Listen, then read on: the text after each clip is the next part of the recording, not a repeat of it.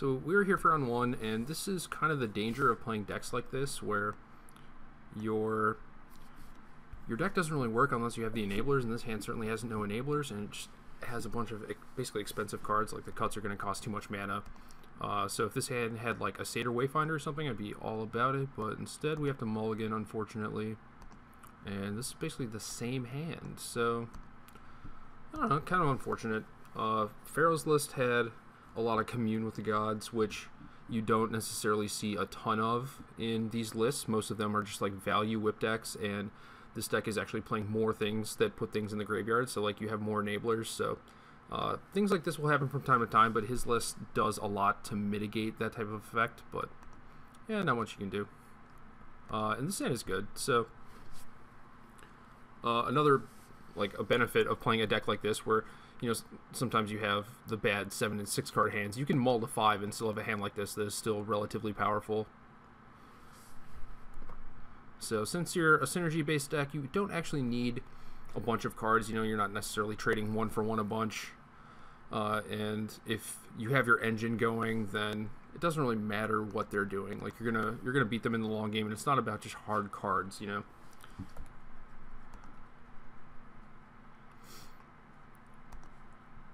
So we just have a million temples,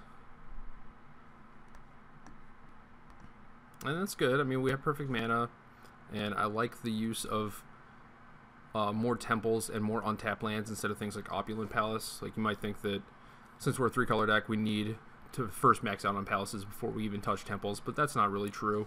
And the temples also just help with the mana fixing a little bit, because you can find the color that you're missing, and there are things like Satyr Wayfinder to find you your additional colors and everything. So I definitely like all these temples. And Caryatid is certainly good here. It's kind of awkward where say our hand developed and we just had like the Wayfinder and the CDC. With the mana we had, I was gonna probably have to play a temple on turn 2 so that I could Wayfinder on turn 3, play another temple, and then turn 4 have an untapped land. And while I want this Caryatid, in theory it will allow me to play CDC on 3 and then Wayfinder after that, maybe make a zombie. Since we have 2 temples after that, we might actually not get to accelerate into turn 3 CDC, but I still think the Caryatid is good here, because we can always just draw an untapped land. And it appears that our opponent is playing Temur, so not a deck I've played a ton against, but is certainly out there. I think this is just one of those matchups where if they have a really fast, aggressive draw, it can be kind of tough to beat, especially since they have a bunch of flyers. But if you have things like Murderous Cut and you get to accelerate into like a Hornet Queen or something, or you get to whip it back really early, that can be really good. But it doesn't look like he's playing like the Kibler version of Temur. He's got the Hornet Nest, so he's probably got like some Quarter Callings, and his deck might be a little spicy, but that's definitely good for us. Like if he's trying to play this slower mid-range game, then I think we're favored. So we did draw an untapped land. I think I just want an island. I have like all the black and green sources I could ever want, really, so I think island is a safe bet.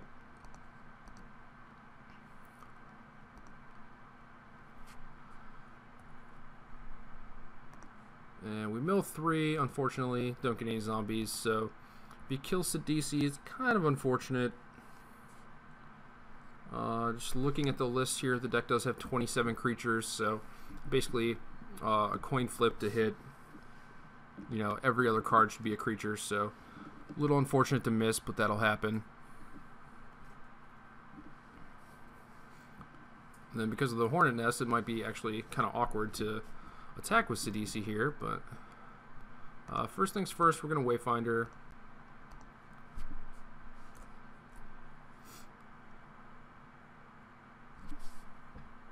And then ideally we hit an untapped land here. Can have a follow-up temple, and then next turn just cast this soul. And this Hornet Nest is actually making things kind of awkward, where I kind of want to attack with the Sidisi, but at the same time I don't want to give him a bunch of Hornets, so we'll see what we hit. See what we hit, see what we scry into, make our decision after that. But it feels like next turn he might play something big, and then Sidisi can't attack, period. And if that's the case, then the zombies can't really attack. Like, it might be kind of tempting to attack with Sidisi, kill his nest, and then have a couple zombies that you can maybe start trading off with the hornets. And eventually Sidisi can be free to attack again. But if he does play something like Pelucranos next turn, or even just like Savage Knuckleblade, then if my zombies aren't going to be able to attack anyway, then I should probably just not give him a bunch of hornets. So we do hit the untapped mana source. We do get a zombie. And then we hit a Hornet Queen too, which is pretty nice considering we're going to have Soul next turn. And, you know, like 3 turns from now we're going to have a Hornet Queen. So it's a little ways off, but it's good. We have a lot of stuff going on. And now that changes things. So we scry into a Doomwake Giant. And now all those Hornets are just pretty useless. So I think I have a free attack this turn. Certainly going to keep this on top. I do run the... Oh, well, now that doesn't work with Sidisi, unfortunately. So I can't attack this turn. I can attack next turn, maybe. But I don't want to mill that. So I guess, I don't know. It's kind of weird to attack and then scry when I'm trying to figure out what I want to do, but I think that was still right, especially since maybe I wasn't going to attack there, but kind of awkward. And now he has a Knuckleblade, so can't really attack Sidisi into that. So now the plan might be play the Soul and attack with that, and then I think that's a pretty easy block for him with the Hornet Nest, and then I can just hopefully blow him out with Doomwake Giant. Run the risk of giving him a bunch of Hornets and maybe allowing him to use that to convoke Court of Calling for something scary, but I don't know what that thing is, so I'm not super worried. There's not like a good bullet against decks like this. I think a lot of it is just like, okay, I'll get a Perforos or, you know, some threat like a Stormbreath Dragon, a Pelucranos or whatever, but I'm not too worried about any of those cards, so I don't think I should be too scared about him courting for anything, but it's certainly a consideration. If I knew his list, it would be so much easier to make decisions, but when your opponent's playing some weird stuff, you just kind of have to go with the flow.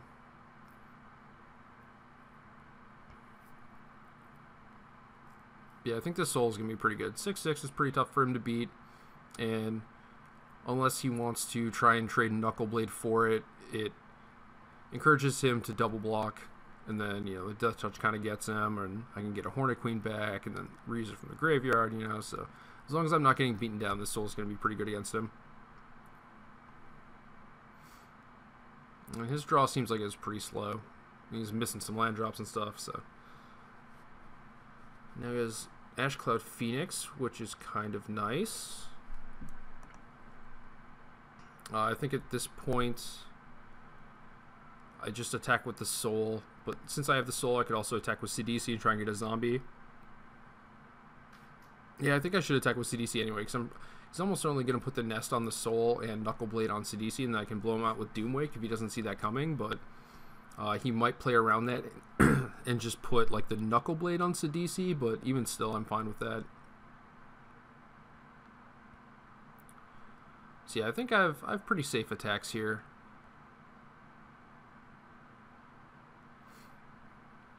At that point, if it's like, well, Knuckleblade goes on Sidisi, Nest goes on Soul, then there's certainly an argument to be made for attacking with the Zombie and the Wayfinder also, but I don't know.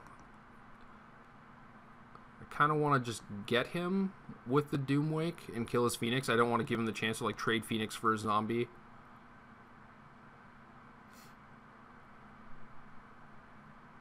Yeah, so it does look like he's doing the obvious blocks, which are great. And now we just get to wreck his entire board.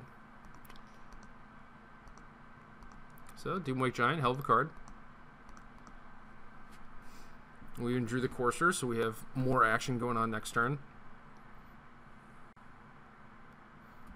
So now he could court for 5 if he had it, but it does not appear to be the case.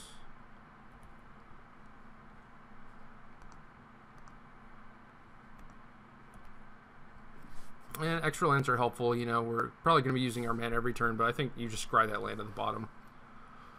So we win. Yeah, it's so weird. Like, you have this thing like Doomwake Giant, which doesn't seem like it should do a whole lot against this, like, this deck of, you know, all big creatures. You know, this is a deck that's supposed to be able to turn on Ferocious very easily, but at the same time, it's like creature combat happens, and you know, it allows you to trade up with a lot of your creatures in combat, and it just makes blocking really difficult. And if you ever have two, then it doesn't really matter how big their creatures are. Like, you're probably just going to get to kill all their creatures. So I think even it also blocks well, I guess. So even though his deck is full of big guys, I think Doomwake is still pretty good. And as for the sideboard, I have not a lot of help here. Like, negates don't seem particularly great. You know, it could stop a chord, maybe Sights and Anger the Gods or something like that, but I'm not even super worried about Anger. I could kind of hedge against potential things and board in Thoughtseize, and that might be helpful for dealing with problematic cards like Flyers.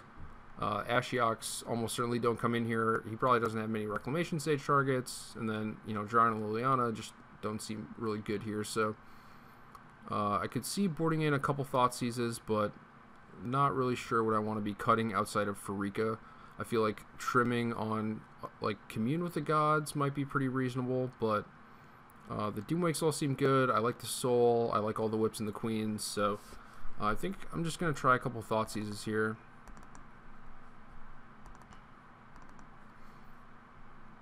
And it is possible that Pharika might be sort of necessary in this matchup for going long, but I doubt that my opponent actually wants to go long against me.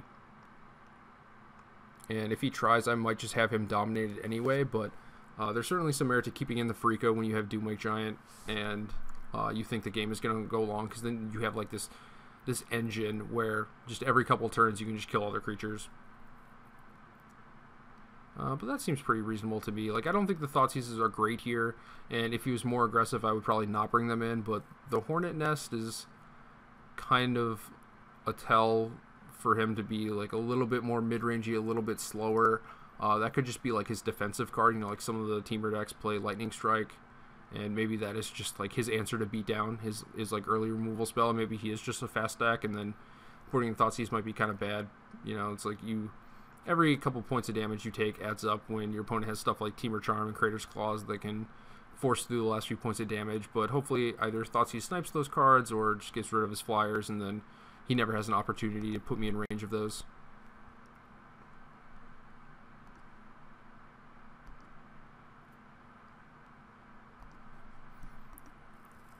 It was kind of a weird game. Did mull to 5 that game. It was not particularly close, although, like, I basically got to play out all my spells and he did not, so. And this hand is kind of more of the same. Turn 2 Caryatid, turn 3 Sidisi. And we don't have much going on aside from that. Like, Courser is certainly pretty nice with Sidisi if I'm able to attack and whatnot, but in this matchup, I can't imagine that Sidisi actually does much attacking unless I have something like a bunch of Murderous Cuts. Maybe I have Whip, so I don't really care if I lose the creature, or I have Doomwake, so I can trade Sidisi up. But given my hand right now and the way this game is going to play out, unless I draw something like that, the Sidisi is probably just going to make a zombie and then just either not attack or block or double block. But I don't think I'm going to be able to milk the engine too much with Courser and Sidisi, but we'll see. That last game was certainly kind of weird, or felt weird at least. Maybe that's just like the normal way of things, and I'm just not used to it yet, but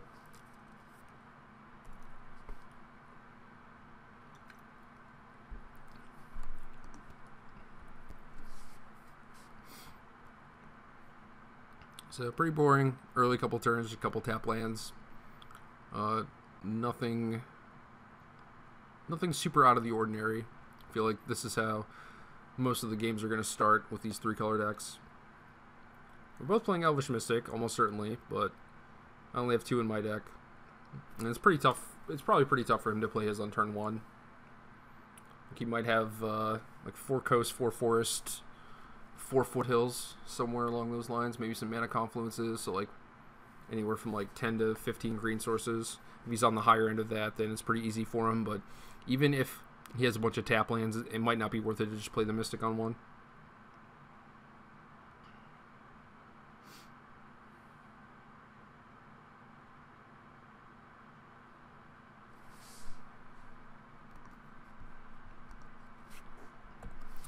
So, might be seeing some turn 2 action here. And I was wrong.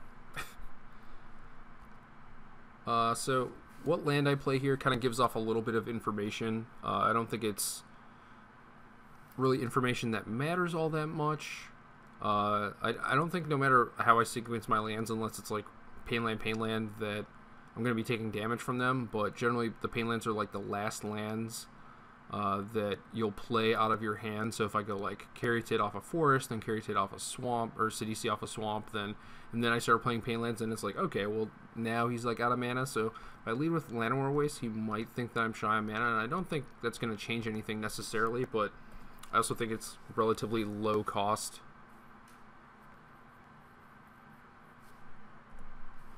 And I think it's better than just telling him that, like, hey, you know, I have all the mana that I could use.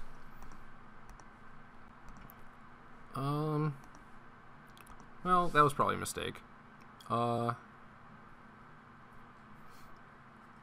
Just instinctively, I wanted to play Sidisi on 3, but now I kind of feel like he has Temur Charm. Or at least, Temur Charm or Disdainful Stroke are possibilities, and I probably should have played Courser there, but I already played my thing, so kind of awkward. And now I'm just going to play Sidisi.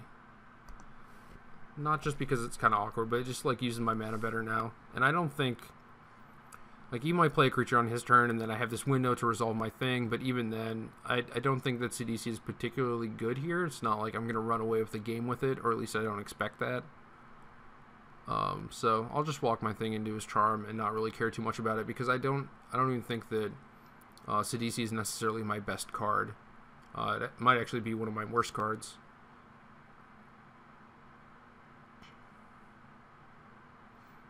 But regardless, I do think it is a card he has to counter if he hasn't, and he did have a Stroke. He did think for a little bit, so maybe he still has a Temur Charm.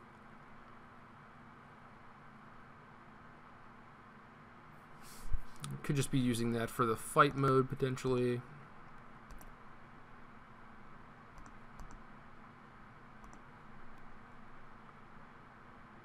And this deck has a reasonable amount of targets for Stroke. Like, there's... all the lists basically play 3 or 4 Whip, and that's probably the card that he is the most afraid of. But yeah, I mean, things could certainly happen where, like, I resolve Sidisi, cut his Knuckle Blade, and actually get a big advantage off that. So it makes sense for him to counter it.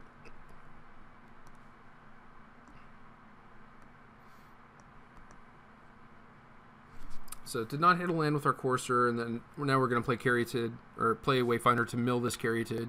Definitely don't need any more mana at this point. Could mill into some stuff like Soul of Innistrad, which would be pretty nice.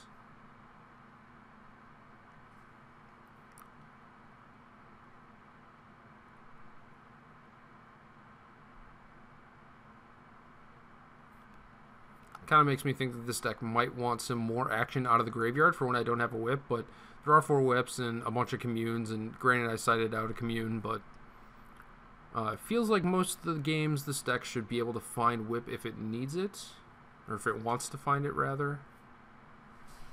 So I guess I'll take this Temple and just mill a bunch of bad cards. And then we have a Polluted Delta on top, so not great, not great.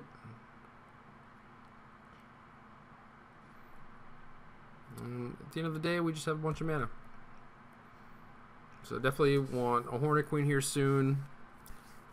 Whip would be fine. Doesn't currently have any big targets or whatever, but I think eventually I should be able to find something to use with that. Plus the lifelink would certainly help me not die, which is always nice. So another land on top.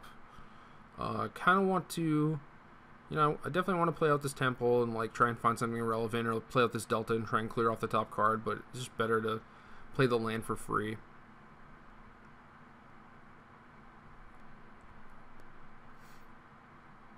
And it kind of feels the way his sequencing has been that he has a Stubborn Denial.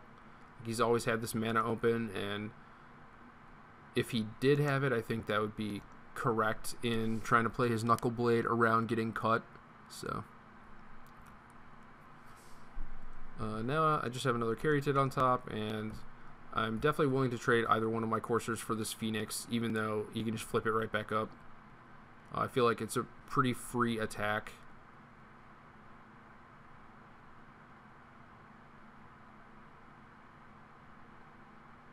And I'm just going to block with this Caryatid because I don't need the mana. I can't draw Hornet Queen next turn. I'm going to draw another Caryatid. And I just want to preserve my life total. So, top card now is Sidisi. I guess I just want to play Delta this turn. Delta and Caryatid.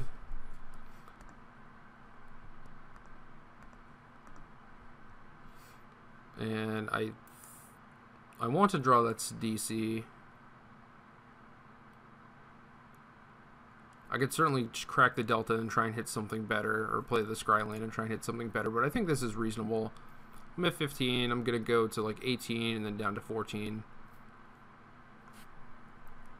So I'm not under super big clock right now.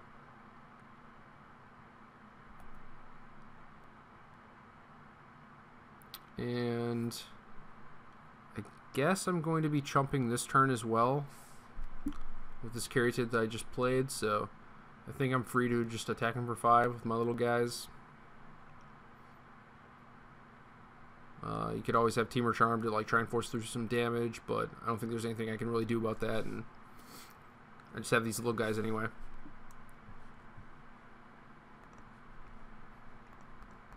Yep, so just get in here,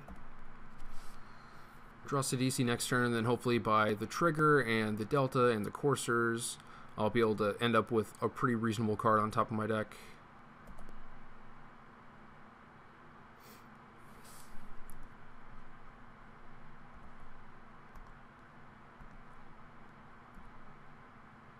And I think it's right to just be trying to preserve my life total here. I could be chumping with like the Wayfinder and maybe trying to keep the Caryatids to pay for Temur Charm on my Hornet Queen or something along those lines. But he has a bunch of mana, and Crater's Claws does a ton of damage. And I think this game is going to be pretty tight. So I don't want to run the risk of actually just getting burned out here. Oh, and now he's taken enough beatdowns that he feels the need to bounce and replay his Knuckle Blade, which is great. Alright, so drew Sidisi, Hornet Queen on top. It's certainly very good. I wouldn't mind drawing that. I am still kind of concerned that he has Temur Charm, either to counter it or just get past it for a turn. So I think I'm actually just going to play Sidisi and hope that we can find a whip or something before this Phoenix kills us. And then gives us another shot of hitting a land for Courser. And then the Delta also gives us another shot. So we do get a zombie, we do hit a forest, and then we have a temple on top. So definitely going to fetch that away, but I don't think I need to do it now. I don't want him to see what card I'm going to draw and then be able to make decisions based off of that. So right now he's probably thinking like, well, if he had Hornet Queen, he almost certainly could have played it. So maybe this turn he can afford to do the same thing where he like attacks and bounces his guy. Just like doesn't keep him in counterspell mana, and then maybe I can fetch into a Hornet Queen or something.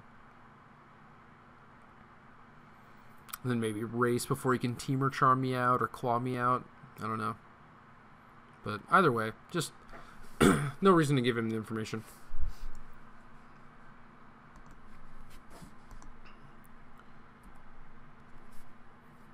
So we have no real good attacks. Like we could certainly suicide a Courser into the Knuckle Blade for 3 damage, but maybe that's good. But I think it's more valuable to just wait and have like a big attack step. I think we deal him more damage that way, but I could be wrong. So he could block, take 3 down to 6, and then Next turn, block Sidisi and take 5, so still wouldn't even be able to kill him unless he was forced to take a pain, but that's also assuming that he just has nothing, so. He's Rattleclaw Mystic, which is close to nothing.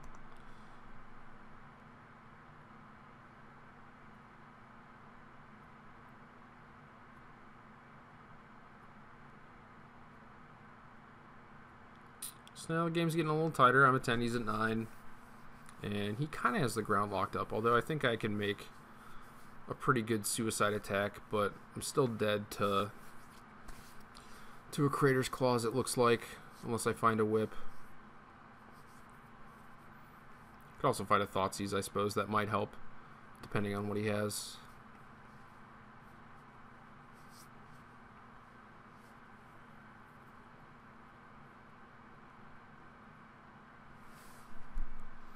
He's taking a sweet-ass time.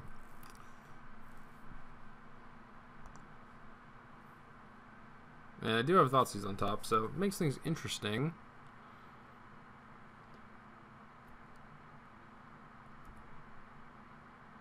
And we have a Delta on top, so that's another 3 life. And a Soul of Innistrad. So, things are kind of sweet now. Can definitely just attack with everyone. Mill the soul, potentially rebuy like a Caryatid, so I have a zombie and a hexproof guy back, but obviously those aren't very good against Teamer Charm, but we'll see what happens with this Thoughtseize. See, he's working with.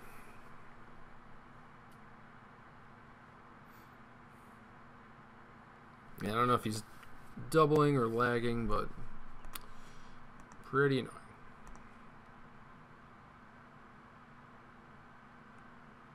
I think if he had like 2 claws, he would just fire one off. But yeah, he does have Stubborn Denial. I remember thinking he had that. Oh well.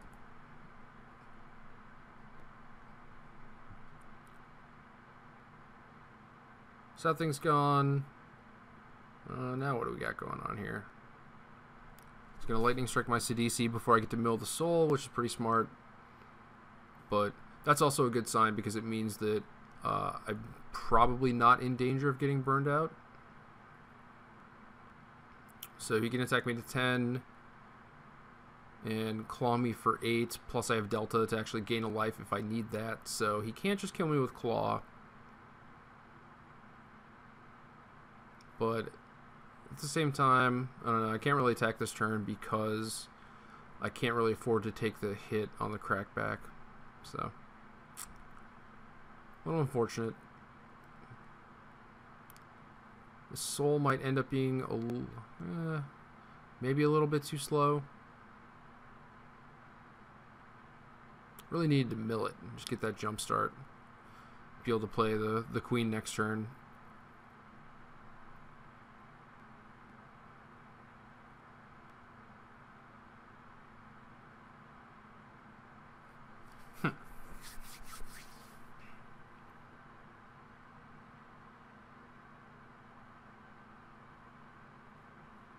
So far, he has all the normal Teamer stuff.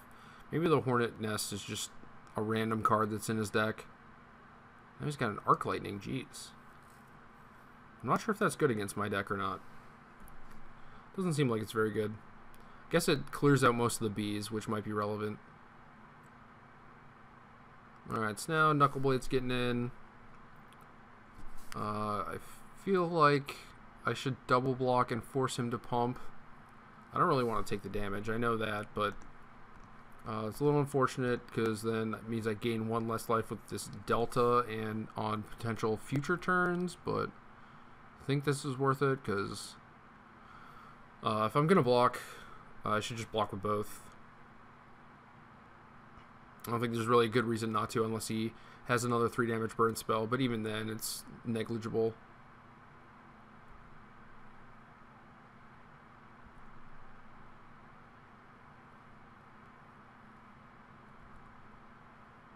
Alright, so now we have a whip on top, so bad things are going to start happening for our opponents.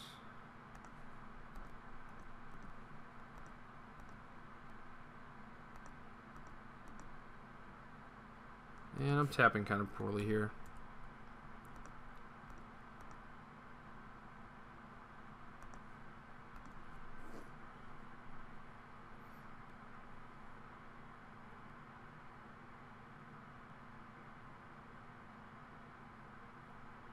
Oh no, another stroke.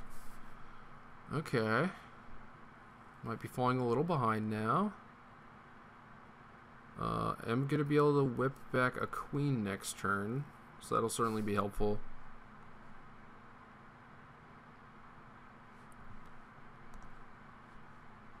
Yeah, these like whip turns where you like play and activate on the same turn make me think that there should be an Urborg in this deck.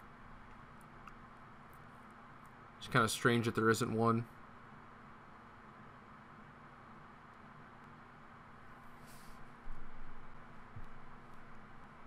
I have all the black. I guess I should just play this temple, but I'm not running out of lands for the next 3 turns, and I feel like maybe next turn might be a turn where I want to play the temple because I have to crack the delta.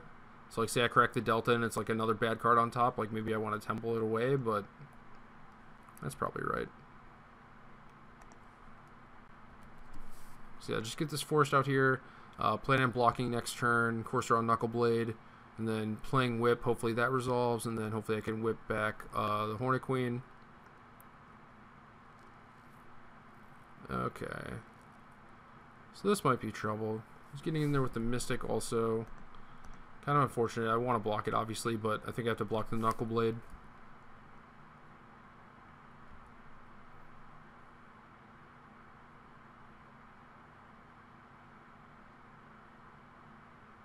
My board has slowly deteriorated. Arc Lighting was kind of a big deal in that regard. Cleared out 2 potential chump blockers and made it so I had to chump with coursers a lot earlier than I wanted to. Counterspells have certainly been very good for him.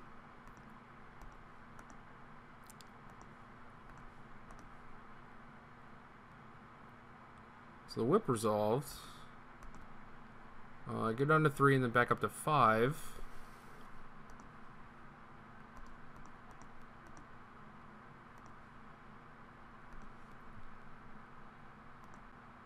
But still dead to a Teamer Charm.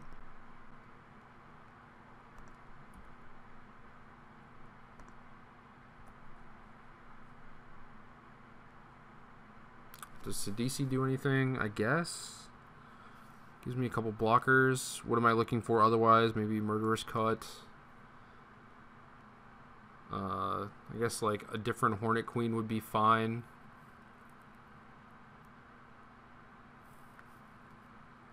What do I want?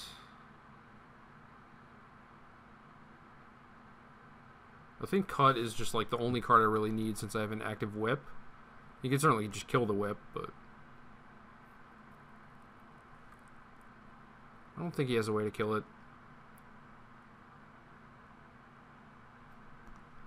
My sequencing there might have been kind of bad too. If it was possible, I guess he has 0 cards.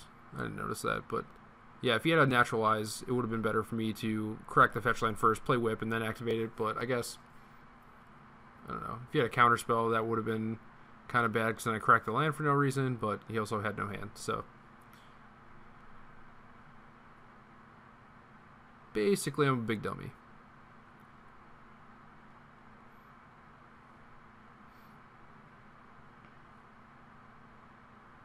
And it doesn't seem like he has any great attacks here.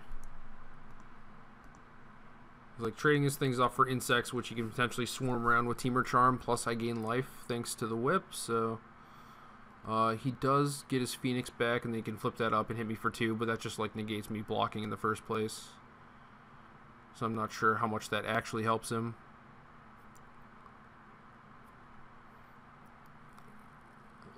So what am I whipping back this turn?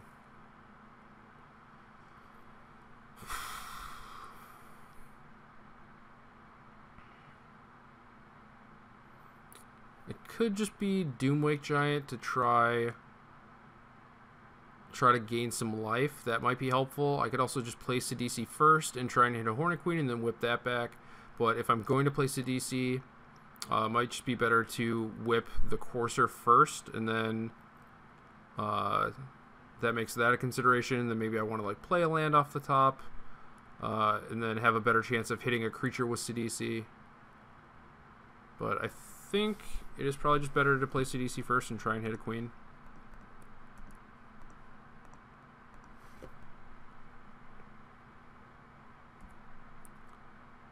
Maybe just not be as concerned with trying to eke out a little value and with the courser, and just be more concerned with, you know, actually winning this game, or rather not dying.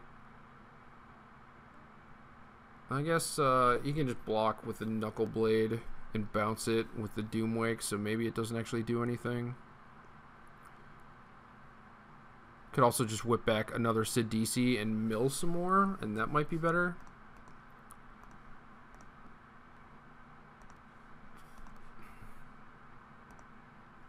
Just keep digging for that Hornet Queen.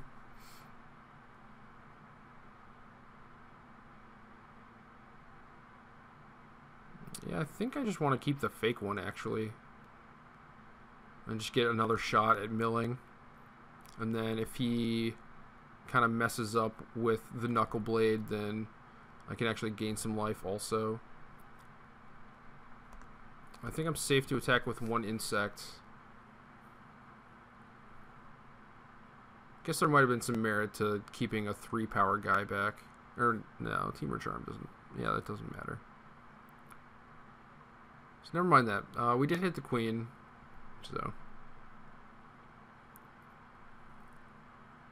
so again, still just worried about getting Crater's Claws. But if he's forced to like block Knuckle Blade and bounce it, then maybe he doesn't have enough mana to actually kill me.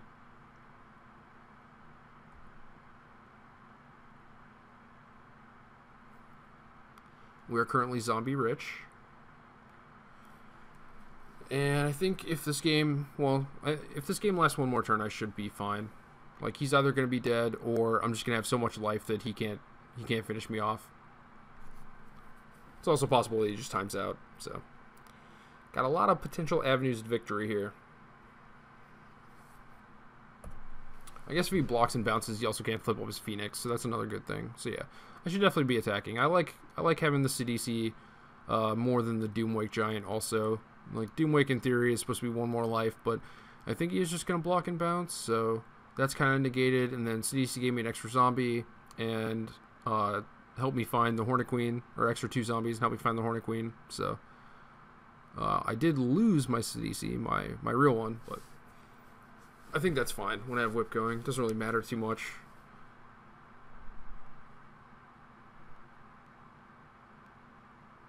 So it looks like he's flipping up Phoenix. And that's fine. That means he can't bounce Knuckle Blade. It does look like he's just going to play for his outs, though.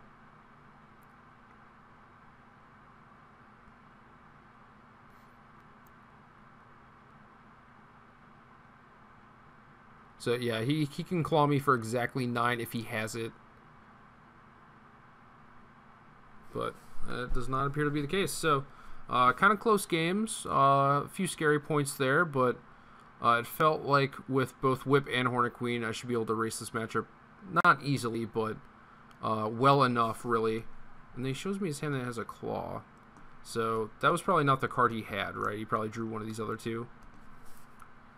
But yeah, this matchup doesn't seem too terrible. It can, if they have like the fish draw where they have like an early beater, some counter spells, some removal spells, it can be kind of tough. But if you go long enough, you should be in pretty fine shape.